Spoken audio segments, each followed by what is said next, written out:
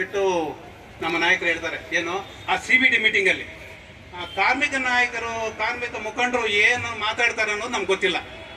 ಇಲ್ಲ ಅಂತಂದ್ರೆ ಇಷ್ಟು ವರ್ಷಗಳೇ ಬೇಕಾ? ಕಾರ್ಮಿಕ ಮುಖಂಡರು ಅಂದ್ರೆ ಕಾರ್ಮಿಕರು ಸರವಾಗಿರ್ಬೇಕಲ್ಲ. EPS 95 ನಿವೃತ್ತರು ಇದಾರಲ್ಲ, ನಾವೇ ಈಗ ಕಾರ್ಮಿಕರ ಲೆಕ್ಕ. ನಮ್ಮ ಪರವಾಗಿ ನಮ್ಮ ಲೀಡರ್ ಇರ್ಬೇಕಾಗಿತ್ತಲ್ಲ. ಇಷ್ಟೊಂದು ಮೀಟಿಂಗ್ 3 ತಿಂಗಳಿಗೊಂದ್ಸಾರಿ ನಡೀತಾ ಇದೆ ಸಿಬಿಟಿ ಮೀಟಿಂಗು.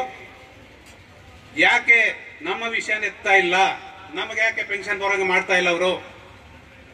ಇಲ್ಲ, ಅವ್ರು ಏನಾಗಿದ್ದಾರೆ ಅನ್ನೋದು ಗೊತ್ತಿಲ್ಲ ನಮ್ಗೆ.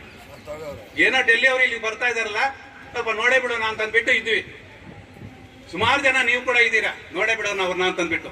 ಆದ್ರೆ ಅವ್ರು ಒಂದು ದಿವಸ ಮೊದಲೇನೆ ಪಲಾಯನ ಮಾಡಿದ್ದಾರೆ. ಇಲ್ಲಿ ಆ ತರ ಇದೆ. ಇದರಲ್ಲಿ ಇದು ಡೆಲ್ಲಿ ಮಟ್ಟದಲ್ಲಿ ನಡೀತಕ್ಕಂಥ ಹೋರಾಟಗಳು. ನಮ್ಮ ರಾಜ್ಯದ ನಾವು KSRTC BMTC 4 ನಿಗಮಗಳ ಒಂದು ನಿವೃತ್ತ ನೌಕರರು EPS 94 ಬಂದಿದ್ದೀರಾ. ರಾಜ್ಯ ಸರ್ಕಾರದಿಂದ 25ರಿಂದ 40 ವರ್ಷ ಸರ್ವಿಸ್ ಮಾಡಿ ನಾವು ನಿವೃತ್ತರಾಗಿದ್ದೀವಿ. ಪಾಸ್ ಕೊಡಕ್ಕೆ ಹತ್ಕೊಂಡ್ರು, ಸುಮಾರು ವರ್ಷಗಳ ಕಾಲ ಒದ್ದಾಡಿಸಿದ್ರು. ಆ ಪಾಸ್ ಕೊಟ್ಟರು ಕೂಡ ಒಂದು ಕಣ್ಣಿಗೆ ಬೆಣ್ಣೆ, ಒಂದು ಕಡೆಗೆ ಸುಣ್ಣ ಇಟ್ಟಂಗಿಟ್ರು. ಏನ್ ತಪ್ಪು ಮಾಡಿದ್ವಿ ನಾವು ವರ್ಕರ್ಸು? ಇವತ್ತು ಅನೇಕ ಪ್ರಶಸ್ತಿಗಳು ಬರ್ತಾ ಇದಾವೆ KSRTC. ತಾವೆಲ್ಲ ನೋಡಿದ್ದೀರ, ನಿನ್ನೆಲ್ಲ ಮೊನ್ನೆಲ್ಲ ಯಾವುದೋ ಒಂದು ಬಂತು. ದೇಶ ವಿದೇಶಗಳಲ್ಲಿ ಕೂಡ KSRTC ನಮ್ಮ ಇಂಡಿಯಾದಲ್ಲಿ ಕರ್ನಾಟಕ ಇದೆ ಅಂತ, ಕರ್ನಾಟಕದಲ್ಲಿ KSRTC ನಪ್ಪ ಅಂತಂದ್ಬಿಟ್ಟು. ಯಾರಿಂದ ಬಂದಿದ್ದು? ಏನಾದ್ರು ಸ್ವಲ್ಪನ ಅದಕ್ಕೆ ಸಂಬಂಧಿಸಿದ ಮಂತ್ರಿಗಳಾಗ್ಲಿ, IAS IPS ಅಧಿಕಾರಿಗಳಾಗ್ಲಿ ಯೋಚನೆ ಮಾಡುವುದಿದೆಯಾ? ಇಲ್ಲ. ಈಗ ಏನ್ ಸೇರಿದ್ದೀರಾ, ಇದೇ ತರ ಒಂದು ಸಾರಿ ನಾವು ಸೆಂಟ್ರಲ್ ಆಫೀಸ್ ಮುತ್ತಿಗೆ ಹಾಕಿದ್ರೆ ನಮ್ಮ ಏನಾದ್ರು ಬೇಡಿಕೆಗಳು ಇರ್ತವೆ ಅಂತ ಅಂದ್ಬಿಟ್ಟು. ಬೇಡಿಕೆ ಅಂದ್ರೆ ಸಿಂಪಲ್, ನಮ್ಗೇನು ಪೆನ್ಷನ್ ಅವ್ರು ಕೊಡೋದಿಲ್ಲ, ಅವ್ರ ಸಂಬಂಧ ಇಲ್ಲ. ಪಾಸ್ ಕೊಟ್ಟಿದ್ದಾರೆ. ಪಕ್ಕದ ರಾಜ್ಯದಲ್ಲಿ ತೆಲಂಗಾಣ, ಆಂಧ್ರ ಕೇವಲ 250 ರೂಪಾಯಿ ಒಬ್ಬರಿಗೆ. 5 ವರ್ಷ ರಿನ್ಯೂ ಮಾಡಂಗಿಲ್ಲ, 5 ವರ್ಷ ಅವಧಿ. ಇನ್ನೊಂದು ಅಧಿಕಾರಿಗಳಿಗೆ ಏನ್ ಕೊಟ್ಟಿದ್ದಾರೆ, ಗರುಡ ಡಿಲೆಕ್ಸ್ ಗಾಡಿಗಳು, ಸ್ಲೀಪರ್ ಕೋಚ್ ಏನಿದ್ದಾರೆ 50% ಡಿಸ್ಕೌಂಟ್. ವರ್ಕರ್ಸ್ ಕೂಡ, ಕಂಡಕ್ಟರ್ ಡ್ರೈವರ್ ಇರ್ಬೋದು, ಯಾರು ಮೆಕ್ಯಾನಿಕ್ಸ್ ಇರ್ಬೋದು, ಜೂನಿಯರ್ ಸ್ಟೂಡೆಂಟ್ ಯಾರೇ ಆಗಲಿ. ನಮ್ಮ ರಾಜ್ಯದಲ್ಲಿ ಏನ್ ಕೊಡಕ್ಕೇನಿದೆ? ಇಷ್ಟೊಂದು ಪ್ರಶಸ್ತಿಗಳು ಬರ್ತಾ ಇದಾವಲ್ಲ, ಆ ಬರುವಾಗ ನಾವೆಲ್ಲ ಮಾಡಿದೀವಲ್ಲ. ನಮ್ಮ ನೇರ ನಡೆಸ್ಕೊಂಡು ನೋಡ್ತಾ ಇದ್ದಾರಾ? ಯಾಕೆ ನೋಡ್ಲಿಲ್ಲ? ನಾವು ಕೇಳ್ತಾ ಇಲ್ಲ. ಅಲ್ಲಿ ಈಗ ನಮಗ್ ಕೊಡ್ಲಿ, ಹೋಗ್ಲಿ, ಹಾಳಾಗೋಗ್ಲಿ, ಲಾಸ್ ಅಂತ ಹೇಳ್ತಾರಲ್ಲ. 500 ರೂಪಾಯಿ ಕಟ್ತೀವಿ. ಒಂದು 5 ವರ್ಷ ಆದ್ರೂ ಟೈಮ್ ಕೊಡಿ ರಿನ್ಯೂಲ್ ಮಾಡಕ್ಕೆ. ಗಂಡ ಹೆಂಡತಿ ಕೊಡ್ತಾ ಇದಾರಲ್ಲ, ಒಂದು 5 ವರ್ಷಕ್ಕೊಂದ್ಸಾರಿ ಕೊಡ್ಲಿ.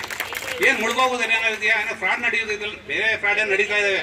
ಅವನ್ನೇನು ಗಡಗಟ್ಟ ಏನಾದ್ರು ಆಗುತ್ತಾ? 5 ವರ್ಷ ಕೊಟ್ರೆ ಏನು ಆಗಲ್ಲ. 500 ರೂಪಾಯೇ ಬೇಡ, ಫ್ರೀಯಾಗಿ ಕೊಡ್ಬೋದಿತ್ತು ನಮಗೆ, ಅವ್ರಿಗೇನೋ ಮನ್ಸಿದ್ರೆ. ಯಾಕಂದ್ರೆ ನಾವು ಅವ್ರಿಗೂ ಇದೇನೆ, ರಿಟೈರ್ಡ್ ಆಗ್ಬಿಟ್ಟಿದ್ದಾರೆ, ಮುದುಕರಾಗಿದ್ದಾರೆ.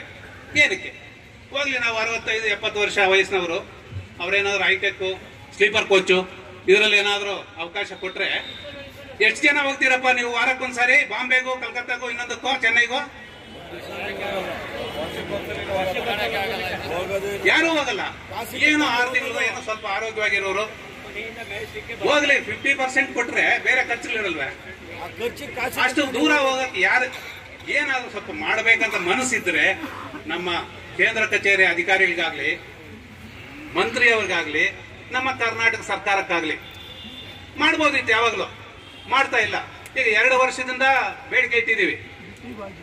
2 ವರ್ಷದಿಂದ ಭಾಗ್ಯಗಳೆಲ್ಲ ಅವ್ರು ಕೊಡ್ತಾರೆ, ಅವ್ರು ಬೇಕಾಗಿರೋ ನಾವು ಟೀಕೆ ಮಾಡೋಕೆ ರೈಟ್ಸ್ ಇಲ್ಲ ಅಂತಾರೆ. ಅದು ರೈಟ್ಸ್ ಇಲ್ಲ ಅಂತಾರೆ. ನಮ್ಮ ಬೇಡಿಕೆ ಏನು? ಅಟ್ಲೀಸ್ಟ್ 500 ರೂಪಾಯಿ ಹಳಗೋಗಿ ತಗೊಳ್ಳಿ, 5 ವರ್ಷ ಅವಧಿ ಆದ್ರೂ ಮಾಡಿ. ಆ ಹೈಟೆಕ್ ಗಾಡಿಗಳು, ಓಲ್ವಾ ಗಾಡಿಗಳಿರುವಾಗ 50% ಕೊಟ್ಟು ತಗೊಂಡಿವಿ. ಎಷ್ಟೋ ಗಾಡಿ ಖಾಲಿ ಮಾಡ್ತಾ ಇರ್ತವೆ, ಖಾಲಿ ಹೋಗ್ತಾ ಇರ್ತವೆ. ಏನು ಲಾಸ್ ಆಗಲ್ಲ ಅವರಿಗೆ, ಯಾವುದೇ ಲಾಸ್ ಆಗಲ್ಲ. ಇವತ್ತಿಗೂ ಇಷ್ಟೊಂದು ಜನ ಬಂದಿದ್ದೀರಾ ನೀವು ಎಲ್ಲ, conductor driver, mechanics, office staff ಇವರೇ ಜಾಸ್ತಿ ಜನ ಇರ್ತಾರೆ ಅಂತ ಹೇಳ್ತೀನಿ. ಬೇರೆಯವ್ರದ್ದೇ ಅಧಿಕಾರಿಗಳಿದ್ರೆ ತಪ್ಪು ತಿಳ್ಕೊಬೇಡಿ. ಯಾರಾದ್ರೂ ಸ್ಲೀಪರ್ ಕೋಚು, ಅಂಬಾರಿ, ಇನ್ನೊಂದು ಎಷ್ಟು ಜನ ನೋಡಿದ್ರಿ ಸ್ವಾಮಿ ಒಳಗಡೆ? ಆ ಬಸ್ ಹೆಂಗಿದೆ ಅಂತ ಕೂಡ ನೋಡಿಲ್ಲ. ಆ ಬಸ್ಸು ಒಳಗಡೆ ಯಾವ ತರ ಇರ್ತದೆ ಅಂತ ಕೂಡ ನೋಡಿಲ್ಲ. ಅದೊಂದು ಅವಕಾಶ ಕೊಡಿ. ನಮ್ಮಿಂದನ ತಾನೇ ಅಷ್ಟೊಂದು ಬೆಳೆದೋಗಿರೋದು, ಇಷ್ಟೊಂದು ಪ್ರಶಸ್ತಿಗಳು ಬಂದಿರೋದು. ಯಾಕೆ ಕೊಡಕ್ಕೆ ನಿಮಗೆ? ಈಗ ಕೊಡಬೇಕು ಅಂತಂದ್ರೆ ಅದು ಇನ್ನೊಂದು ನಮ್ಮ ರಾಜ್ಯದಲ್ಲೇ ಒಂದು ಹೋರಾಟ ಮಾಡಬೇಕು ಅನ್ನೋದೊಂದು. ಆಮೇಲೆ ನಮಗೆ ಬರ್ತಾ ಇರೋದು ₹1,000 ₹1,500 ಪೆನ್ಷನ್ ಬರ್ತಾ ಇರೋದು. ಅದರಲ್ಲಿ ಏನು ಸಾಲದು. BP ಶುಗರ್ ಒಂದು ಬರ್ತದಷ್ಟೇ. ಶುಗರ್ದಾಗ್ಲಿ BP ಒಂದು ಟ್ಯಾಬ್ಲೆಟ್ಸ್ ಬರ್ತದೆ. ಈಗ ರಾಜ್ಯ ಸರ್ಕಾರದ ಅನೇಕ ಕೊಡುಗೆಗಳನ್ನು ಕೊಡ್ತಾ ಇದ್ದಾರೆ ಸ್ನೇಹಿತರೆ. ಏನವು? BPL ಕಾರ್ಡ್ ಕೊಡ್ತಾ ಇದ್ದಾರೆ. 60 ವರ್ಷ ಮೇಲ್ಪಟ್ಟವರಿಗೆ ವೃದ್ಧಾಪ್ತ ವೇತನ ಅಂತ ಕೊಡ್ತಾ ಇದ್ದಾರೆ. ಅದು ಏನಂತ ನಾವೇನಾದ್ರು ಅಪ್ಲೈ ಮಾಡಕ್ ಹೋದ್ರೆ ಕೆಲವರಿಗೆಲ್ಲ ನಿಮ್ದು ಯಾವುದೋ ಒಂದು ಪೆನ್ಷನ್ ಬರ್ತಾ ಇದೆಯಲ್ಲಪ್ಪ, ಆ ಪೆನ್ಷನ್ ಬಂದ್ರೆ ಇದು ಕೊಡಕ್ಕಿಲ್ಲ ಅಂದ್ರೆ ಕಾನೂನುಬದ್ಧವಾಗಿ ಅವರು ಒಂದು GO ಆರ್ಡರ್ ಪ್ರಕಾರನೇ 1 ವರ್ಷಕ್ಕೆ ₹1,20,000 ಮೇಲ್ಪಟ್ಟು ಇನ್ಕಮ್ ಇರಬಾರದು ಅನ್ನೋದು ಇದೆ. ಇನ್ಕಮ್ ಸರ್ಟಿಫಿಕೇಟ್ ನಮ್ಗೆ ₹1,20,000 ಅಂದ್ರೆ ₹10,000 ಯಾರು ಬರ್ತಾ ಇದೆಯಾ ಪೆನ್ಷನ್? ಇಲ್ಲ. ಎಲಿಜಿಬಿಲಿಟಿ ಇರೋರು ಕೊಡಬೇಡಿ. 20 ಎಕರೆ 30 ಎಕರೆ ಅಥವಾ 16 ಮನೆಗಳಿದ್ದು ಬಾಡಿಗೆ ಕೊಟ್ಕೊಂಡಿರೋರು, ಅವ್ರ ಮನೆಯಲ್ಲೇ ಮಕ್ಕಳು ಇನ್ನೊಬ್ಬರ ಚೆನ್ನಾಗಿ ಉನ್ನತ ಸ್ಥಾನದಲ್ಲಿ ಗವರ್ಮೆಂಟ್ ಕೆಲಸದಲ್ಲಿರೋರು ಅಂತವ್ರು ಕೊಡಬೇಡಿ. ಕಾನೂನುಬದ್ಧವಾಗಿ ಅಡಿ ಇನ್ಲೀಗಲ್ ಆಗಿ ನಾವು ಕೊಡಿ ಅಂತ ಹೇಳ್ತಾ ಇಲ್ಲ. ಎಷ್ಟು ಜನಕ್ಕೆ ಬರ್ತಾ ಇದೆ ₹1,20,000 ನಮ್ಮ ಪೆನ್ಷನ್ ಇಂದ? ಪೆನ್ಷನ್ ಕಾಪಿನೇ ಅಪ್ಲೈ ಮಾಡಿದ್ರು ಕೂಡ ಕೆಲವರು ರಿಜೆಕ್ಟ್ ಮಾಡ್ತಾ ಇದ್ದಾರೆ. ಏನಂತಂದ್ರೆ ಅದೆಷ್ಟೇ ಆಗಲಿ ನಿಮಗೆ ನಿಮ್ಮ ಖಾತೆ ಬರ್ತಾ ಇರಬಹುದು, ಬರ್ತಾ ಇರಬಾರ್ದು ಅಂತ.